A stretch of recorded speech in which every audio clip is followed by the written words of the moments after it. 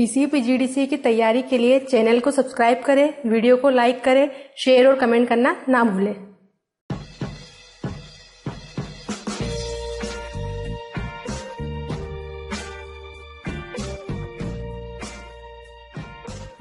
Last time हम लोगों ने यहाँ पर व्यू टैब क्लियर किया था और फॉर्मूला टैब में कुछ ऑप्शंस यहाँ पर हमने क्लियर किए हैं। आज हम नई चीज़ यहाँ पर पढ़ेंगे, फंक्शंस। फंक्शंस का एक्सेल में हम किस तरीके से यूज़ करते हैं वो हम आज देखेंगे। यहाँ पर फंक्शंस को समझने के लिए हमने यहाँ पर एक पीपीटी रेडी किया है। इस पीपीटी के थ्रू हम यहाँ पर फंक्शंस को समझेंगे। यहाँ पर सबसे पहले हम क्या पढ़ रहे हैं, एक्सेल फंक्शंस। यहाँ पर हम पढ़ रहे हैं एक्सेल फंक्शन। एक्सेल फंक्शन, उसके बाद यहाँ पर एक्सेल फंक्शंस के क्या दिया हुआ है, आपको टाइप्स दिए हुए हैं। मतलब जो हम यहाँ पर फॉर्मूले पढ़ रहे हैं वो कौन कौन से टाइप्स के हो सकते हैं। यहाँ पर जैसे फंक्शंस हमारे पास टेक्स्ट फंक्शन होते हैं, मैथमेटिकल फंक्शन हो जाएंगे, lookup and reference, logical functions, date and time function. कुछ अलग अलग तरीके के हमें यहाँ पर फंक्शंस के टाइप दिए हुए हैं। जैसे टेक्स्ट फंक्शन जो होता है, टेक्स्ट से रिलेटेड जो हम फॉर्मूला यूज करते हैं वो हमारे टेक्स्ट फंक्शंस होते हैं यहाँ पर। उसी के बाद मैथमेटिकल फंक्शंस जो होते हैं जिसमें हम कैलकुलेशन वगैरह का यूज़ करते हैं। कैलकुलेशन वगैरह करने के लिए हम यहाँ पर मैथमेटिकल फंक्शन यूज़ करते हैं। उसी के साथ यहाँ हम देखते हैं date and time functions. Date and time function से रिलेटेड फंक्शनों के लिए डेट एंड टाइम का यूज़ करेंगे यहाँ पर। लॉजिकल फंक्शंस मतलब कंडीशन के बेस पर यदि हमें किसी फंक्शन का यूज़ करना है तब उसके लिए हम यहाँ पर लॉजिकल फंक्शन यूज़ करेंगे। इसी के साथ हम आगे दिखाई दे रहा है हमें लुकअप एंड रेफरेंस। आपको एडवांस फंक्शन और चाहिए तो उसके लिए हम यहाँ पर लुकअप एंड रेफरेंस का यूज़ करते हैं। तो इस तरीके से हमें यहाँ पर फंक्शंस के अलग अलग टाइप्स दिखाई दे रहे हैं। तो यहाँ पर हम एक एक करके सभी टाइप्स को क्लियर करेंगे।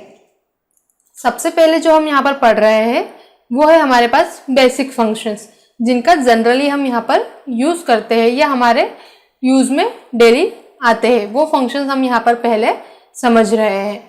सबसे पहले जो हमें यहाँ पर फंक्शन दिखाई दे रहा है वो है हमारे पास सम। यहाँ पर सबसे पहला फंक्शन हमारे पास क्या है, सम। सम जो फंक्शन है इसका यूज़ हम यहाँ क्यों करते हैं, किसी वैल्यू को प्लस करने के लिए उसे सम का यूज़ करते हैं हम। मतलब किसी वैल्यू का यदि हमें टोटल प्राप्त करना है उसके लिए हम यहाँ पर सम का यूज़ करेंगे। इस फंक्शन को कैसे यूज़ कर सकते हैं हम, उसके लिए आपको यहाँ पर सिंटेक्स दिखाई दे रहा होगा। सिंटेक्स में आपको शो हो रहा होगा कि यहाँ पर सबसे पहले हमने क्या किया है, इक्वल लगाया है। एक बात का आपको हमेशा ध्यान रखना है कि यदि आप कोई फॉर्मूले का यूज़ कर रहे हैं तब आपके उसके आगे आपको पहले इक्वल कंपलसरी लगाना होता है। यहाँ पर सबसे पहले हम इक्वल लगाते हैं तभी आपका फॉर्मूला यहाँ पर अप्लाई होता है, अदरवाइज वो यहाँ पर अप्लाई नहीं होगा। तो हमने सबसे पहले यहाँ सिंटेक्स में इक्वल किया है, उसी के साथ हमने फिर लिखा है सम, और उसके बाद हमने ब्रैकेट ओपन किया है और क्या किया है, सेल रेंज का सिलेक्शन। मतलब आपको कहाँ से लेकर कहाँ तक की वैल्यू को प्लस करना है उस रेंज का आपको यहाँ पर सिलेक्शन करना होता है। फिर हम यहाँ पर ब्रैकेट क्लोज करते हैं। इसी के बाद आपको एक सिंटेक्स और दिया हुआ है और में। यदि आप इस तरीके से इसका यूज़ नहीं करना चाहते हैं तो आप एक और तरीके से इसका यूज़ कर सकते हैं। जैसे इक्वल करके, सम करके आप इंडिविजुअली एक एक नंबर को सिलेक्ट कर लीजिए। एक साथ रेंज का सिलेक्शन ना करते हुए एक एक करके आप नंबर सिलेक्ट कर लीजिए, तब भी आप यहाँ पर इस फॉर्मूले को अप्लाई कर सकते हैं। आप देख सकते हैं इसके कुछ एग्जांपल्स भी दिए हुए हैं हम लोगों ने। यहाँ पर एग्जांपल्स आपको जो पहला दिया हुआ है उसमें क्या किया है, आपने यहाँ पर रेंज का सिलेक्शन किया है। जैसे इक्वल किया हमने, सम लिखा यहाँ पर, ब्रैकेट ओपन किया। अब आप देख सकते हैं C2 से E2 तक का हमने क्या किया है, सिलेक्शन। C2 और जो E2 आपको यहाँ दिखाई दे रहा है वो है हमारा यहाँ पर सेल रेंज का सिलेक्शन।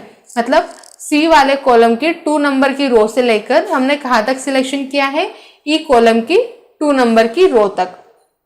तो इस तरीके से आप यहाँ पर एरिया रेंज को सिलेक्शन कर सकते हैं। सेकेंड जो एग्जाम्पल हम देख रहे हैं, यहाँ पर हमने क्या किया है कि हमने इक्वल सम किया है और यहाँ पर रेंज को सिलेक्ट नहीं करते हुए अलग अलग वैल्यू को सिलेक्ट कर लिया। यहाँ पर जैसे A1 वाले कॉलम और रो को सिलेक्ट किया, फिर C कॉलम वाली 4 नंबर की रो को सिलेक्ट किया है, इसी तरीके से आगे भी हमने सिलेक्ट किया है। तो यदि आप अलग अलग भी सिलेक्ट करना चाहे तब भी आप उसे कर सकते हैं।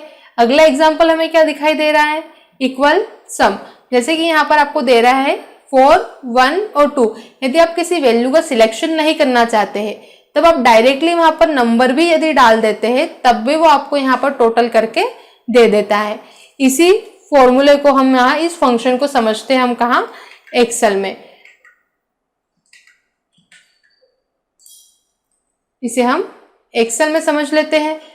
यहाँ पर एक्सेल में समझने के लिए हम एक असाइनमेंट ओपन कर लेते हैं। पहले हमने एक असाइनमेंट ओपन किया हुआ है। यहाँ पर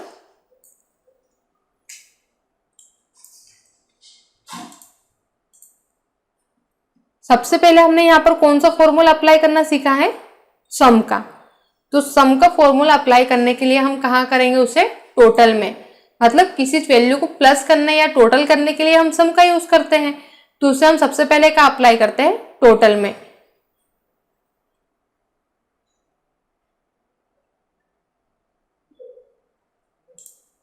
तो सबसे पहले हम यहाँ देख लेते हैं, पहला एग्जाम्पल यहाँ समझ लेते हैं हम।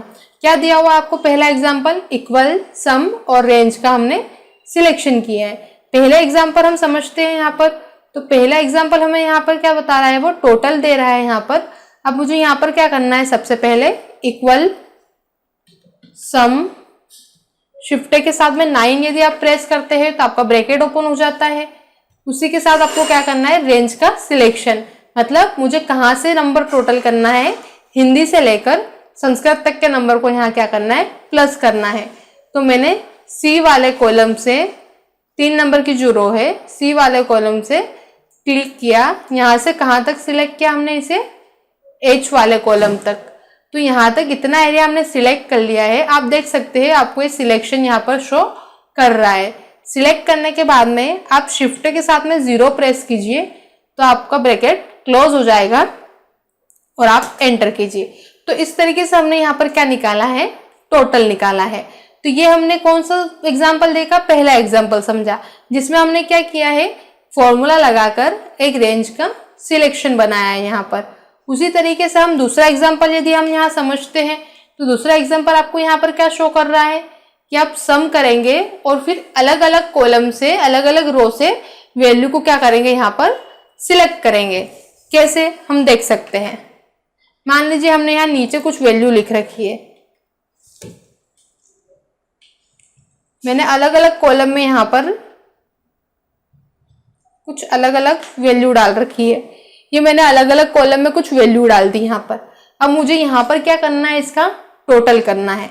तो मैंने इक्वल किया, सम किया, ब्रैकेट ओपन किया और मैंने क्या किया है, हर एक कॉलम से सिलेक्ट कर ली वैल्यू, क्लिक किया, कोमा लगा दिया, फिर दूसरी वैल्यू पर सिलेक्शन किया, कोमा किया, तीसरी वैल्यू हमने यहाँ सिलेक्ट की, कोमा अप्लाई किया और चौथी वैल्यू। तो इस तरीके से हमने यहाँ पर सिलेक्शन बना लिया, अलग अलग कॉलम से यहाँ पर नंबर को सिलेक्ट कर लिया, जैसा कि हमने सेकेंड एग्जाम्पल में देखा है। और यहाँ पर ब्रैकेट क्लोज किया हमने और एंटर। तो आप देख सकते हैं यहाँ पर भी आपकी वैल्यू क्या कर रहा है, वो टोटल करके दे रहा है। यहाँ पर यदि हम इस वैल्यू को टोटल करते हैं तब हमें आंसर मिलेगा। ये फॉर्मूला आप यहाँ फॉर्मूला बार में भी जाकर देख सकते हैं, आपको यहाँ पर भी ये शो कर देगा। इसी के बाद अगला जब हम यहाँ पर समझते हैं एग्जाम्पल, क्या दिखाई दे रहा है आपको, यहाँ पर सम किया है और उसने यहीं पर वैल्यू दे दी है। तो हम इसी तरीके से यूज कर सकते हैं इसका। हमने क्या किया, यहाँ पर फॉर्मूला अप्लाई किया, इक्वल सम, ब्रैकेट ओपन। अब यहाँ पर आप वैल्यू दे दीजिए। मान लीजिए मैंने डायरेक्टली यहाँ पर वैल्यू अप्लाई कर दी। इस तरीके से हमने यहाँ पर कुछ वैल्यू दे दी और ब्रैकेट क्लोज किया और एंटर। तो आप देख सकते हैं यहाँ पर भी वो क्या कर रहा है, उस वैल्यू को टोटल करके दे रहा है। यहाँ फॉर्मूला बार में भी आप चेक कर सकते हैं कि यहाँ पर हमने क्या फॉर्मूला लगाया है, क्या वैल्यू ली थी हमने, तो उसने हमें यहाँ पर टोटल दिया है। तो इस तरीके से हम यहाँ पर जो है टोटल कर सकते हैं। तो हमने यहाँ पर टोटल करने के 3 तरीके से देखे हैं। आप जिस भी तरीके से यहाँ पर वैल्यू को प्लस करना चाहे आप कर सकते हैं। तो इस तरीके से जो हमारा सम का जो फॉर्मूला है हमने यहाँ पर क्लियर किया है। इसी के बाद अगला फॉर्मूला हम यहाँ देखते हैं, हमारे पास रहेगा मीन। मीन जो फॉर्मूला हमें यहाँ पर दिखाई देता है, मीन जो है, मीन का यूज हम यहाँ किस लिए करेंगे, यदि मान लीजिए आपके पास बहुत सारे नंबर्स दिए हुए हैं, आपको उस नंबर शीट में फाइंड करना है कि सबसे छोटी वैल्यू यहाँ पर कौन सी है। उस वैल्यू को फाइंड करने के लिए आप यहाँ पर किसका यूज करेंगे, मिनिमम का। मीन का होता है full form minimum. Minimum number found करने के लिए हम यहाँ पर मीन फॉर्मूले का यूज करेंगे। इसमें भी आप देख सकते हैं, इसका भी आपको सिंटेक्स दिया हुआ है, इस तरीके का सिंटेक्स आप यहाँ पर यूज कर सकते हैं। फिर एग्जाम्पल इसमें भी आपको सेम उसी तरीके से दिए हुए हैं जैसे अभी हमने सम में पढ़े हैं। तो एग्जाम्पल सभी में आपको यहाँ पर अलग अलग दिखाई देंगे, तो आप जिस भी एग्जाम्पल का यूज करके आप फॉर्मूले को लगाना चाहते हैं आप कर सकते हैं। हम यहाँ पर इसे एक्सेल में देख लेते हैं कि हम इसका यूज कैसे करेंगे। आप देख सकते हैं आपको यहाँ पर max, minimum, average, number of count कुछ लिखा हुआ दिखाई दे रहा है। हमें क्या निकालना है यहाँ पर, मिनिमम वैल्यू निकालना है हमें। तो मैंने यहाँ पर सेट किया और इसे इक्वल किया और हमने यहाँ फॉर्मूला लगाया मीन। अब देख सकते हैं आप लोग कि जैसे मैंने मीन टाइप किया है वैसे आपको नीचे कुछ और भी शो हो रहा है। मतलब यदि आप कोई फॉर्मूला अप्लाई करते हैं तब आपको उससे रिलेटेड फॉर्मूला नीचे यहाँ पर इस तरीके से शो कर देता है वो। यदि आप चाहते हैं कि आपको यहाँ से कोई फॉर्मूला सिलेक्ट करना है तो आप डायरेक्टली उसमें डबल क्लिक कीजिए तो फॉर्मूला अप्लाई भी हो जाता है यहाँ पर और ब्रैकेट भी ओपन हो जाता है। तो आप डायरेक्टली यहाँ पर क्या कर सकते हैं, सिलेक्शन बना सकते हैं। तो मैंने यहाँ पर डायरेक्टली क्या किया है, सिलेक्शन बना लिया। कहाँ से, हिंदी के जो नंबर से मैंने उसे सिलेक्ट कर लिया यहाँ पर। और सिलेक्शन बना के बाद में हमने इसे ब्रैकेट क्लोज किया है और एंटर। तो आप देख सकते हैं कि आपको यहाँ पर मिनिमम वैल्यू प्राप्त हो चुकी है। यहाँ पर सबसे मिनिमम वैल्यू कौन सी है, 35। देख सकते हैं आप यहाँ पर इस वाली रो में आपको सबसे मिनिमम वैल्यू यहाँ पर 35 ही शो हो रही है। तो इस तरीके से हम यहाँ पर मिनिमम वैल्यू देख सकते हैं। बाकी जो और तरीके से आपको यहाँ पर एग्जाम्पल दिए हुए हैं, आप इन तरीके से भी इनका यूज करके देख सकते हैं। तो इस तरीके से हमने यहाँ पर जो मिनिमम हमारा फंक्शन था हमने उसे क्लियर किया। इसी के साथ अगला फंक्शन हमें यहाँ मिलता है मैक्स। मैक्स जो हमें यहाँ पर फंक्शन दिखाई दे रहा है उसे किस लिए हम यूज करेंगे, मैक्स का यूज यहाँ पर मैक्सिमम वैल्यू को प्राप्त करने के लिए किया जाता है। मतलब यदि आपको किसी वैल्यू में फाउंड करना है कि सबसे बड़ी वैल्यू कौन सी है तो उसके लिए आप यहाँ पर मैक्सिमम वैल्यू का यूज करते हैं। मैक्सिमम फंक्शन का हम यूज करेंगे। इसके लिए आपको यहाँ पर सिंटेक्स दिखाई दे रहे हैं, आप सिंटेक्स का यूज कर सकते हैं। उसी के साथ हमने इसके भी यहाँ पर एग्जाम्पल्स दिए हुए हैं, आप इन एग्जाम्पल का यूज भी यहाँ कर सकते हैं।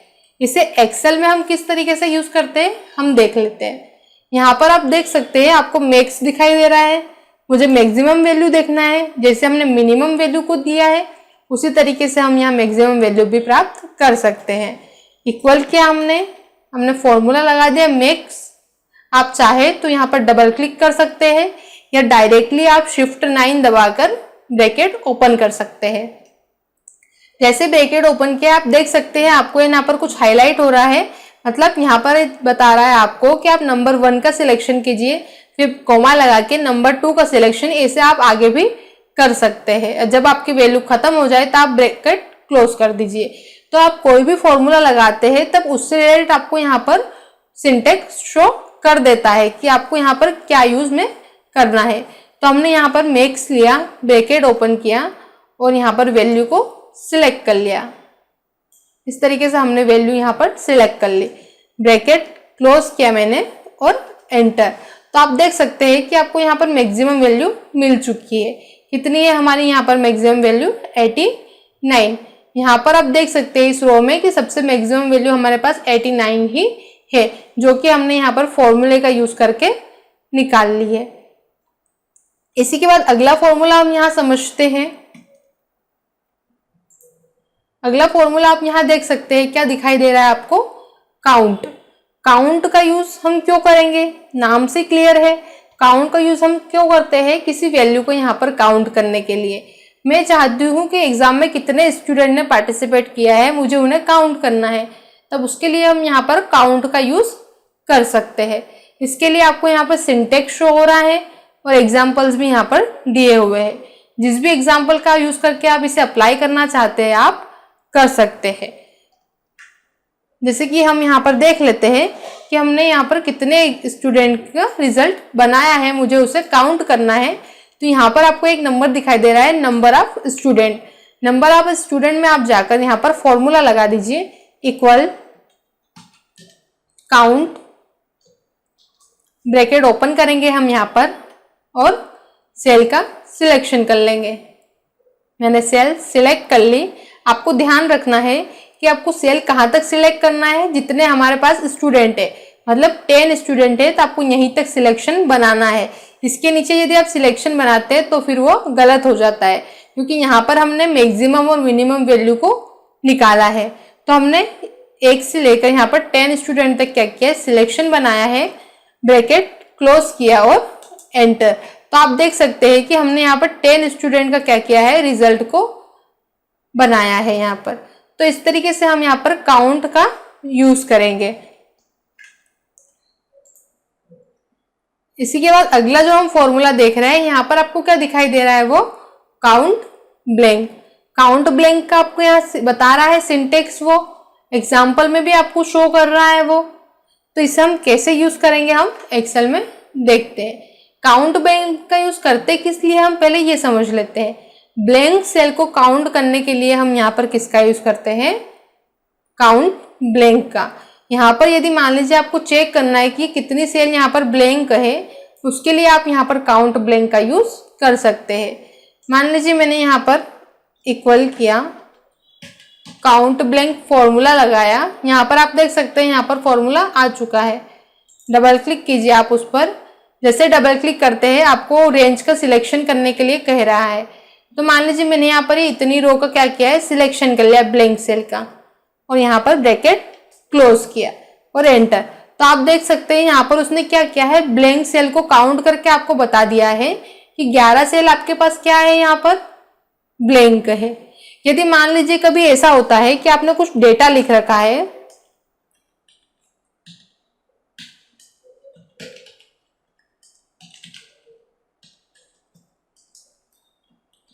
आपने कुछ डेटा लिख रखा है और उसमें यदि कोई ब्लैंक सेल है, तो आप चाहते हैं कि यहाँ पर इस डेटा के बीच में सिर्फ क्या करे, वो ब्लैंक सेल को काउंट करे। यहाँ पर जो हमने टेक्स्ट लिखा है उन सेल को काउंट ना करे, सिर्फ क्या करें, यहाँ पर ब्लैंक सेल काउंट करे। तो हम यहाँ पर देख सकते हैं वो किस तरीके से काउंट करेगा। इक्वल काउंट ब्लैंक हमने लगाया है यहाँ पर, और क्या किया है मैंने, यहाँ राम से लेकर रोहित तक का यहाँ पर सिलेक्शन बना लिया। अब यहाँ पर हम ब्लैंक सेल जो है उसी को हम काउंट करवाना चाहते हैं, जो फील्ड सेल है हमें उसे काउंट नहीं करना है। फिर ने इतने एरिया का सिलेक्शन किया, यहाँ पर ब्रैकेट क्लोज किया और एंटर। तो आप देख सकते हैं यहाँ पर उसने क्या बताया है, कितनी सेल आपके पास ब्लैंक है, 4। आप देख सकते हैं यहाँ पर ये 1 हो गई हमारी, ये 2, 3 और ये 4। तो यहाँ पर आप इस तरीके से भी यदि ब्लैंक सेल काउंट करना चाहे तब भी आप यहाँ पर काउंट ब्लैंक फंक्शन का यूज करके कर सकते हैं।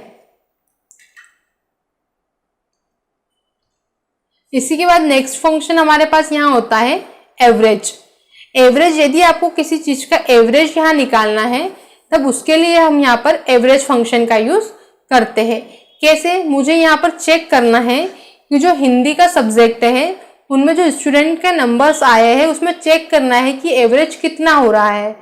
तो हम यहाँ पर एवरेज ऑप्शन में और एवरेज की कॉलम में जाकर चेक कर सकते हैं। इक्वल किया हमने यहाँ पर, एवरेज लगाया हमने फंक्शन, यहाँ पर आप देख सकते हैं नीचे आपको मिल जाएगा। डबल क्लिक करेंगे तो आपको एवरेज का फंक्शन यहाँ दिखाई दे रहा है, और आप हिंदी के जो नंबर है उसे सिलेक्ट कर लीजिए। हमने यहाँ उन्हें सिलेक्ट किया, ब्रैकेट क्लोज किया और एंटर किया। तो आप देख सकते हैं कि जो हिंदी का जो यहाँ एवरेज दिखाई दे रहा है आपको कितना है, 66.8। तो इस तरीके से आपको जिस भी सब्जेक्ट का एवरेज देखना है आप यहाँ पर एवरेज फंक्शन का यूज करके उसे देख सकते हैं। इसी के साथ नेक्स्ट फंक्शन हमें यहाँ मिलता है प्रोडक्ट। प्रोडक्ट जो फंक्शन हमें यहाँ दिखाई दे रहा है, इस फंक्शन का यूज हम किस लिए करते हैं, किसी वैल्यू को मल्टीप्लाई करने के लिए हम यहाँ पर प्रोडक्ट फंक्शन का यूज करते हैं। इसके लिए आप यहाँ पर सिंटेक्स देख सकते हैं, एग्जाम्पल्स भी आपको यहाँ दिए हुए हैं। आप जिस भी तरीके से मल्टीप्लाई करना चाहें आप कर सकते हैं। इसे हम एक्सेल में जाकर समझते हैं। हमने एक्सेल में इसे ओपन किया। अब मुझे यहाँ पर इन वैल्यू को क्या करना है, मल्टीप्लाई करना है। यहाँ पर 20 में 10 का इंटू करना है। तो हमने यहाँ पर फॉर्मूला लगाया, प्रोडक्ट ब्रैकेट ओपन किया, हमने 20 का हमने सिलेक्शन किया पहले, फिर कोमा किया और किसको इंटू करना है, 10 को। तो हमने 10 सिलेक्ट किया और ब्रैकेट क्लोज। अब आप एंटर कीजिए तो आप देख सकते हैं उसने 20 और 10 में इंटू किया तो आपको आंसर यहाँ दिखाई दे रहा है 200। तो आप यदि इस किसी वैल्यू को मल्टीप्लाई करना चाहते हैं तो आप उसके लिए यहाँ पर इसका यूज कर सकते हैं। एक और तरीके से आप इसका यूज कर सकते हैं, इक्वल करके प्रोडक्ट ब्रैकेट ओपन। आप यहाँ पर डायरेक्टली यदि कोई नंबर दे देते हैं तब भी वो यहाँ पर आपको मल्टीप्लाई करके दे देगा। जैसे कि हमने यहाँ पर 5 में 5 का इंटू किया तो यहाँ पर 25 आपको वो आंसर दे रहा है। तो जिस भी तरीके से आप मल्टीप्लाई करना चाहे आप यहाँ पर कर सकते हैं। इसी के बाद हमें जो नेक्स्ट फंक्शन यहाँ मिल रहा है वो क्या है, हमारे पास रोमन। रोमन का यहाँ ये यूज होता है कि हम यहाँ पर जो वैल्यू हमने जो लिखी है आप इस वैल्यू को रोमन में कन्वर्ट करना चाहते हैं। आप लोगों ने देखा होगा रोमन गिनती आपको आती होगी, उसमें यदि आपको इसे कन्वर्ट करना है तो हम यहाँ पर रोमन का यूज करते हैं। यहाँ पर इक्वल करेंगे, रोमन हम लोगों ने लिखा, ब्रैकेट ओपन किया। अब आपको किस नंबर को रोमन गिनती में देखना है आप उसे सिलेक्शन कीजिए और ब्रैकेट क्लोज और एंटर। तो ये जो यहाँ पर हमें दिखाई दे रहा है ये क्या है, रोमन। यदि आपको 50 को देखना है तो आप यहाँ पर equal Roman bracket open select कीजिए 50 का, ब्रैकेट क्लोज और एंटर। तो आप देख सकते हैं यहाँ पर इस तरीके से आपको कुछ दिखाई दे रहा है। तो इस तरीके से हम यहाँ पर देख सकते हैं कि यदि आपको किसी वैल्यू को रोमन में कन्वर्ट करना है तो आप यहाँ पर रोमन फंक्शन का यूज कर सकते हैं। तो अभी जो हमने यहाँ पर फंक्शंस पढ़े हैं वो क्या फंक्शंस है, हमारे पास जो जनरली यूज में होते हैं वो फंक्शन हमने अलग से निकाल कर रखे हुए हैं। जो फंक्शन अभी हमने पढ़े हैं, ये जो कुछ फंक्शंस है ये फंक्शन आप यहाँ पर डेली यूज में भी कर सकते हैं, सम करने का, मल्टीप्लाई करने का। आप इन फंक्शन का यूज आपको होता ही होता है, तो हम इसे अलग से हमने यहाँ पर पढ़ा है। जो नेक्स्ट फंक्शन हमारे पास रहेगा वो रहेगा यहाँ पर टेक्स्ट फंक्शन। इस फंक्शन को हम नेक्स्ट क्लास में कंटिन्यू करेंगे। इसके पहले हम यहाँ पर कुछ और समझ लेते हैं कि यहाँ पर हमारा एक परसेंटेज का फॉर्मूला छूट गया है। परसेंटेज का जो यहाँ पर फॉर्मूला होता है वो यहाँ पर आपके लिए होगा, परसेंटेज निकालने के लिए सबसे पहले यहाँ हम करते हैं इक्वल। इक्वल करने के बाद में आप कहाँ जाएंगे, टोटल पर क्लिक करेंगे, टोटल सिलेक्शन करेंगे और डिवाइड 600। 600 किस लिए, क्योंकि हम कितने सब्जेक्ट का है हमारे पास यहाँ 6 सब्जेक्ट है, तो 6 सब्जेक्ट के लिए हम यहाँ पर 600 ले रहे हैं और यहाँ पर एंटर करेंगे। जैसे ही आप यहाँ एंटर करते हो आपको आपका परसेंटेज आपको यहाँ मिल जाता है। बट कभी कभी यहाँ ऐसा होता है,